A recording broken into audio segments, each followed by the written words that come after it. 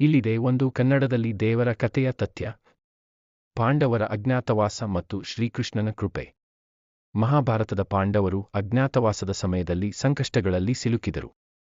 ಒಂದು ದಿನ ದ್ರೌಪದಿ ಪಾಂಡವರಿಗಾಗಿ ಆಹಾರ ಸಿಗದೆ ಕಷ್ಟದಲ್ಲಿ ಇದ್ದರು. ಶ್ರೀಕೃಷ್ಣನನ್ನು ಪ್ರಾರ್ಥಿಸಿದರು. ಶ್ರೀಕೃಷ್ಣನು ಆಗ ದ್ರೌಪದಿಗೆ ಭೇಟಿ ನೀಡಿ, ನೀನು ಪಾತ್ರೆಯಲ್ಲಿ ಇರುವ ಇಂಗುಲ ಬಡಿಸು ಎಂದನು.